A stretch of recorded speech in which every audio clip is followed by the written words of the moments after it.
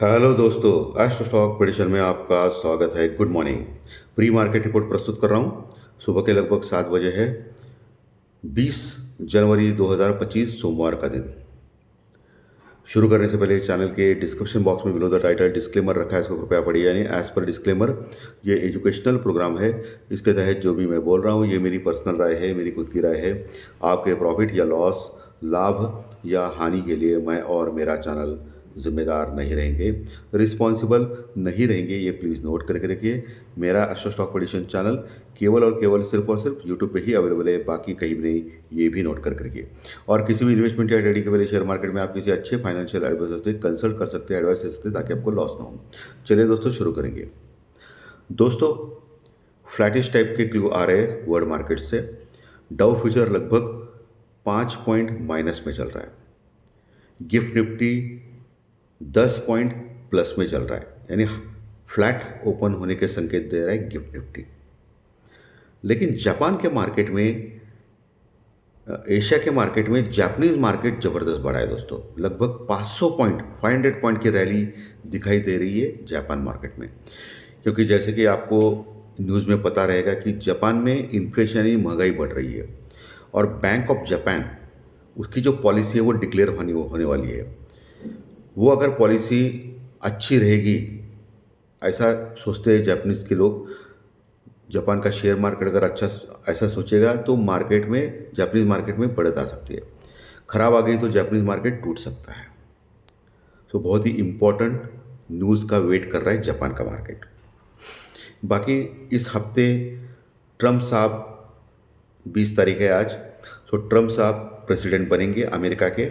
उनके बाद उनकी जो पॉलिसी है वर्ल्ड के बारे में, जो पॉलिसी वो डिक्लेयर करेंगे, स्पेशली चाइना और रशिया के बारे में, वो क्या होगा और क्या सैंक्शंस लगाएंगे चाइना के ऊपर या रशिया के ऊपर, क्रूड ऑयल के ऊपर, ये सब कुछ।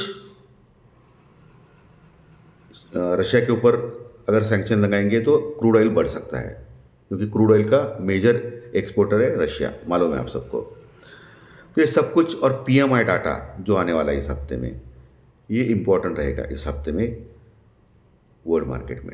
यानी ट्रम्प के ऊपर ज़्यादा फोकस रहेगा इस हफ्ते।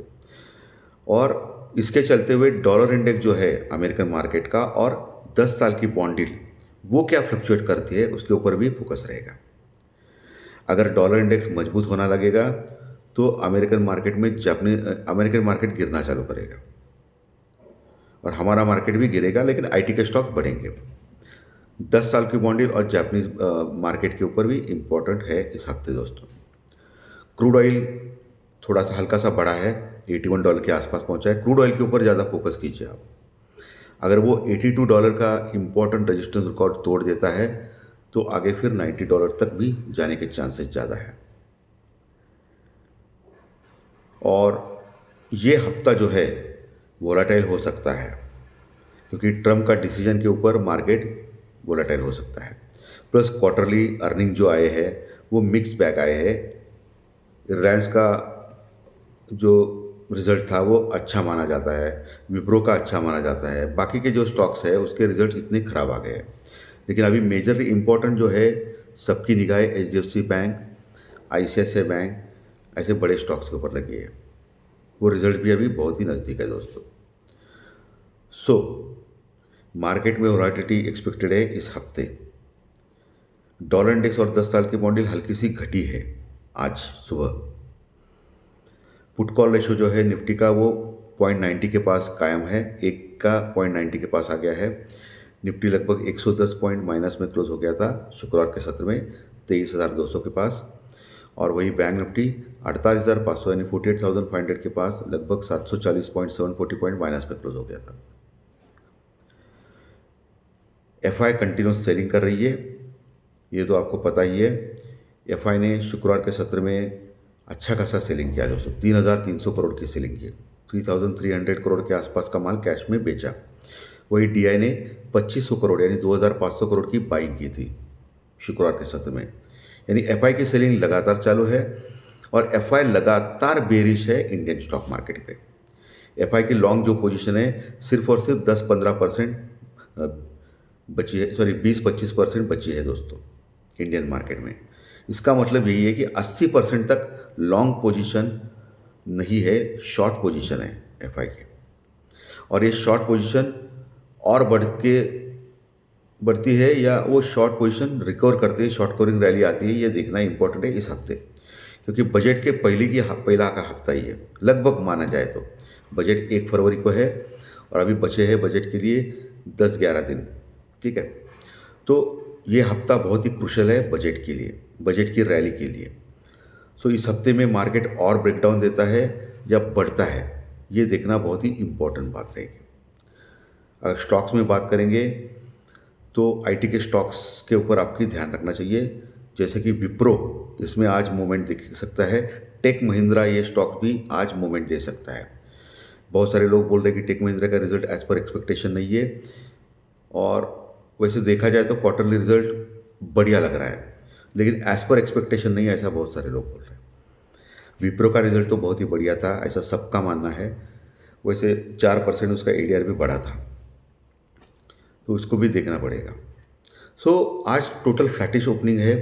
यूरोपियन मार्केट जो है वो फ्लैट ओपन होने को देख रहे हैं, यानी वो भी फ्लैट ट्रेड कर रहे हैं। उनके जो फ्यूचर्स है उसके बारे में बोल रहा हूँ। एशियन मार्केट में जापान का मार्केट स्ट्रांग है, हमारा टोटली फ्लैट ओपन हो रहा है हम लोग 10 पॉइंट, लेकिन ये गिफ्ट निफ्टी ऐसा कुछ भी कर सकता है, यह सबको आपको पता है। सो आज मेजरली फार्मा स्टॉक्स के ऊपर आप ध्यान रखें, क्योंकि ऐसा अनसर्टेनिटी का मोमेंट रहेगा ना, तो फार्मा के स्टॉक्स थोड़े से बढ़ते हैं या घटते हैं ज़ोर से। तो फार्मा के स्टॉक्स में क्या है कि मोमेंट आज हो सकता है, तो फार्मा के स्टॉक्स के ऊपर आपको नज़र होनी चाहिए।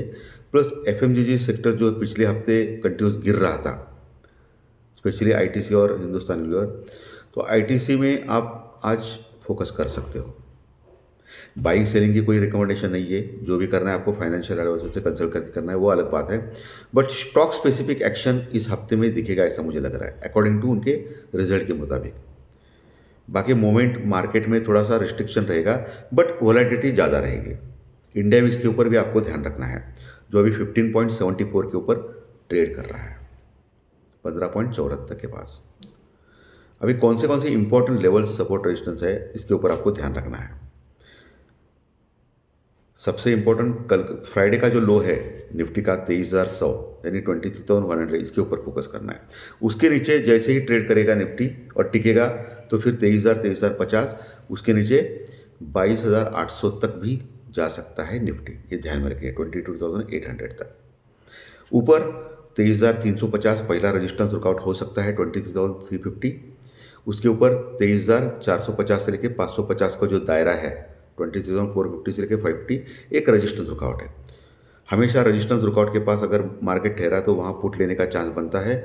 सपोर्ट के पास जो मैंने अभी बोला है वहाँ कॉल लेने का चांस बनता है। लेकिन जो भी करना है प्रॉपर स्टॉप लॉस है, प्रॉपर हेजिंग के साथ करें, नहीं तो आपका कैपिटल जीरो हो सकता है। ऑप्शन में पर्टिकुलरली मैं बोल रहा हूँ।